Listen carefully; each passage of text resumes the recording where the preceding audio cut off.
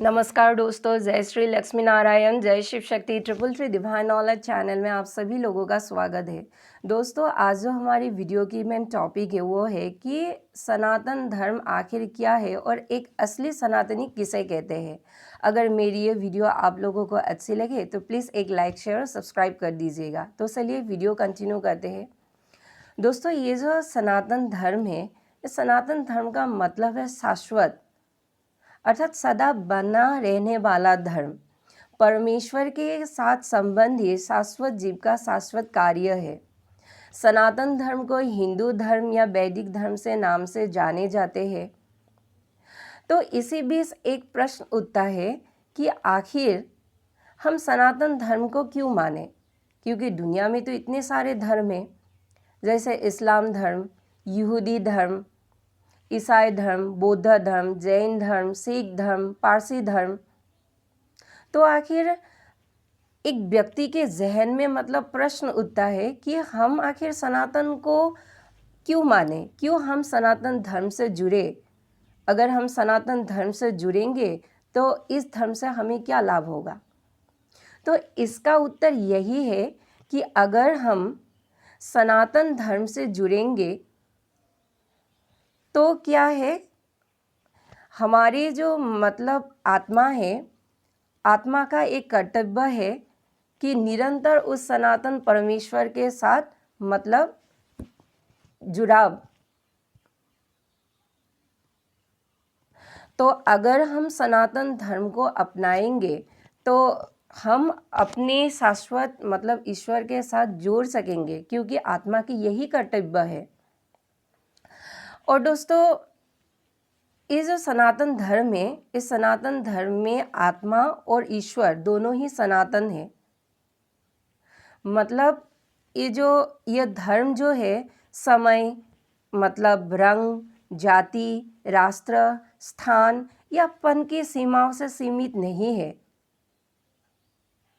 तो इसीलिए दोस्तों, ये जो मतलब हम जो आत्माएं हैं, मतलब हम जितने भी जीव हैं, हमें क्या करना है, उस सनातन परमेश्वर के साथ मतलब जुड़ जाना है। और वो इसलिए क्योंकि ये जो भौतिक संसार है, भौतिक जगत में हम जन्म मृत्यु के चक्र में फंस गए हैं। अगर हम शाश्वत ईश्वर के साथ मतलब खुद को जोड़ लेंगे तो ये जो भौतिक जगत का जो जन्म मृत्यु के चक्र है, इसको हम मतलब त्याग सकेंगे। और इसी जन्म मृत्यु के चक्र में फंसकर ही तो आत्माओं को इतना दुख और कष्ट मिलते हैं। जब हम जुड़ेंगे सनातन ईश्वर के साथ, तभी तो मतलब हम इस चक्रव्यूह से हमें मुक्ति मिलेगा। तो एक प्रकार से ये आत्मा का उद्धार ही हुआ ना, मानवों की उद्धार ही हुआ। इसीलिए सनातन धर्म से हमें जुड़ना चाहिए। और दोस्तों, जैसा कि आप सभी लोगों को पता है कि सनातन धर्म को वैदिक धर्म से के नाम से भी जाने जाते हैं, क्योंकि यह जो धर्म है वेदों पर आधारित है। और सनातन धर्म जो है मतलब उसका आदि भी नहीं, अंत भी नहीं। और वेद भी मतलब ऐसा एक धर्म ग्रंथ है जिसका कोई मतलब आदि भी नहीं, अंत भी नहीं, वो अनादि है। तो दोस्तों, ये जो मतलब वेद है, यह वेद ब्रह्मा जी से मुख से मतलब निकला था। ब्रह्मा जी ने इस वेद के ज्ञान को सप्त ऋषियों को दिया था, सप्त ऋषियों ने अन्य ऋषियों को दिया था, और बाद में महर्षि वेदव्यास जी ने इसका संकलन करके इसे आम जन तक पहुंचाया था। और दोस्तों, और एक किस्से से मतलब वेदों का जो मतलब महत्ता है, सनातन का जो महत्ता है, उसे मतलब प्रमाणित होते हैं इस किस्से से कि एक मतलब दैत्य था जिसका नाम था हयग्रीव। इस हयग्रीव नामक दैत्य ने वेदों का चोरी किया था। और चोरी करने का कारण है, ये जो वेद प्राचीनतम ग्रंथ है, ये जो ग्रंथ है, ये ग्रंथ संपूर्ण ब्रह्मांड के ज्ञान और धर्म के स्रोत है। तो इसीलिए उस दैत्य ने इस सारों वेदों को चुराया था। और उस दैत्य का मतलब वो मुख्य उद्देश्य था कि पृथ्वी में अर्थात ब्रह्मांड में अज्ञानता और अराजकता फैलाना। तो दोस्तों दूसरा सवाल यह है कि सनातन धर्म में तो अलग अलग भगवान की मतलब अलग अलग स्वरूप है, तो लोग कंफ्यूज हो जाते हैं कि जीवन भर किसको पकड़ूं, किसको मतलब जीवन भर मानूं, कौन भगवान छोटा है कौन सा भगवान बड़ा है। मतलब इसी बीच लोगों को जो है उलझन हो जाते हैं। प्रथम देव गणेश जी है, भगवान विष्णु है, शिव जी है, माँ काली है, माँ भगवती दुर्गा है, माँ लक्ष्मी है और न जाने कौन कौन से भगवान हैं।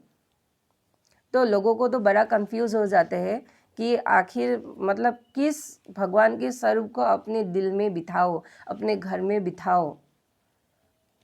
तो इसका उत्तर यही है दोस्तों कि जो ये एंटायर जो सृष्टि है, ये एंटायर सृष्टि ही सनातन है और इस एंटायर सृष्टि में जो ईश्वर विराजमान है वो भी सनातन ईश्वर है, वो शाश्वत है।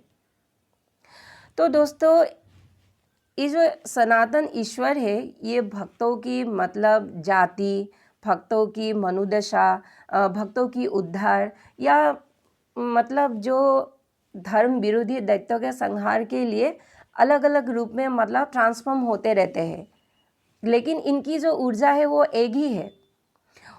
वही ऊर्जा के मतलब जो वही ऊर्जा अलग अलग रूप में मतलब ट्रांसफॉर्म होते रहते हैं। कभी वो स्त्री रूप में अवतरित होते हैं, कभी वो पुरुष रूप में अवतरित होते हैं। मतलब उनका जो ट्रांसफॉर्मेशन जर्नी है वो अलग अलग है।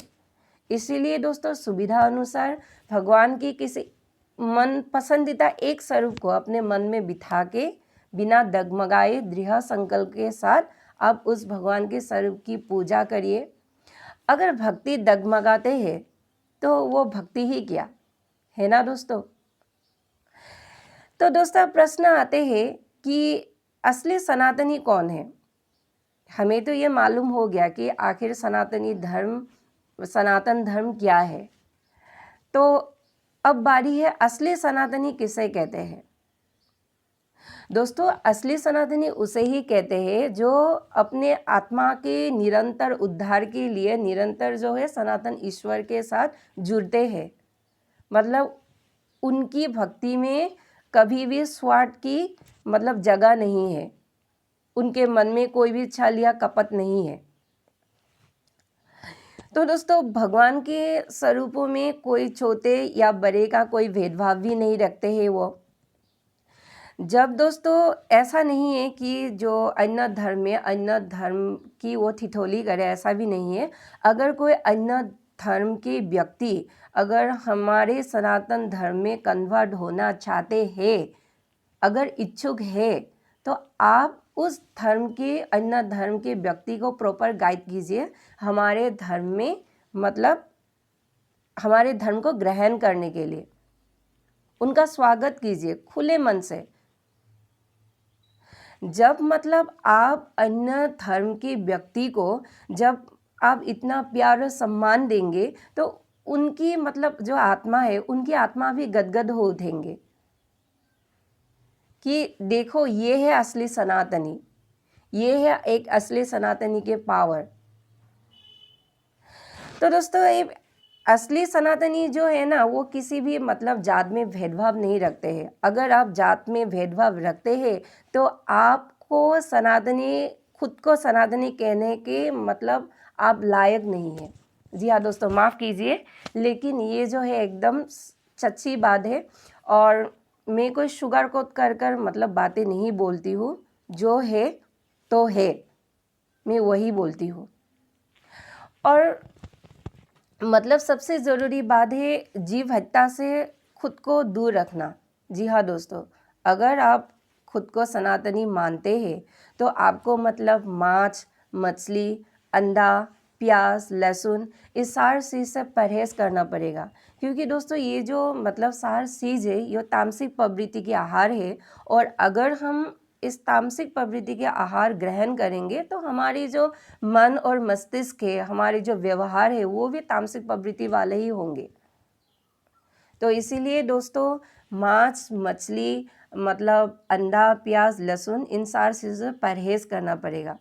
अभी मेरी ये बात सुनकर मतलब बहुत लोगों को मतलब ट्रिगर हो जाएंगे, लेकिन माफ़ कीजिए, मैंने पहले भी बोली हो, जो सही है तो सही ही है।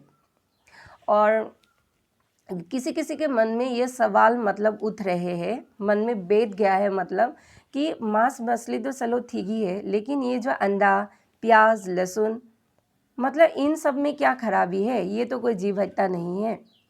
तो इसके उत्तर में मैं यही कहूँगी कि हिंदू धर्म में भ्रूण हत्या महापाप के समान है, और अंडा भी मतलब एक भ्रूण ही है, उसमें भी मतलब जीव होता है। और हम जब जीव की हत्या करके उसके मांस को खाते हैं, अर्थात अंडा खाते हैं, तो ये तो मांसाहारी हुआ ना।